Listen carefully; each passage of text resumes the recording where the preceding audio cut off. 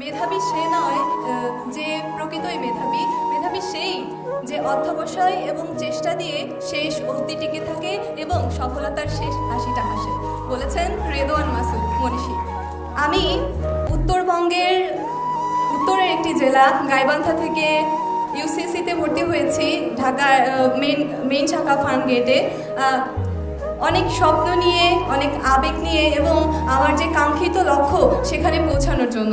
আমি বিশ্বাস করি প্রত্যেকের সফলতার পেছনে একটি ছোট্ট করে গল্প থাকে, একটি অক্লান্ত পরিশ্রমের অধ্যায় থাকে। আমি সকলের সেই পরিশ্রমের জায়গাটিকে সশ্রদ্ধ শ্রদ্ধা জানাই। সাম্প্রতিক কিছু সময়ের একটি বিষয় আমার খুবই দৃষ্টিকটু লাগে, সেটি হচ্ছে যখনই কোনো পাবলিক পরীক্ষার ফলাফল প্রকাশিত হয় তখনই আমাদের সমাজের একটি শ্রেণীর মানুষ বলে ওঠে, আরে GPA-5 পেয়েছো, GPA-5 তো এখন হাটে বাজারে। আসলেই কি তাই? একটু যদি লক্ষ্য করে দেখতে পারবো, আমাদের 2022-23 সেশনে উচ্চ মাধ্যমিক পরীক্ষায় দেশের 11টি শিক্ষা বোর্ড থেকে 13,59,442 জন শিক্ষার্থী উচ্চ মাধ্যমিকে অংশগ্রহণ করেছিল এবং GPA পেয়ে উত্তীর্ণ হয়েছে মাত্র 92,595 জন। এ থেকে এটা স্পষ্ট যে GPA-5 অর্জনটা ছেলের হাতের মোয়া নয়। এটা অর্জন করতে গেলে অবশ্যই পরিশ্রম করতে হয়। আমি বিশ্বাস করি আমার সামনে যারা রয়েছে তারা সকলেই এই যে আজকে এখানে আমরা উপস্থিত হয়েছি, প্রত্যেকেই পরিশ্রম করেছি, প্রত্যেকেই পড়েছি। আজকে আমার মতো হয়তো তোমাদেরও এই মঞ্চে বসে এটাই মনে হচ্ছে যে উচ্চ মাধ্যমিকের যে সময়টাতে আমার কিছু বন্ধুরা পার্কের অলিতে গলিতে 2 ঘন্টা আড্ডা দিত, ঠিক সেই সময়ে একটি ঘরের কোণে পড়ার টেবিলে বসে আমরা পড়ার জন্য সময় ব্যয় করতাম। ঠিক সেই সময় যখন তারা ফেসবুকে মনোযোগ দিত, রঙিন ছবি তুলে ক্যাপশন দিত, শেয়ার কমেন্ট রিয়াক্টের জন্য, সেই সময়টাতে আমরা ব্যয় করেছি ফেসবুকে নয় টেক্সট বুকে।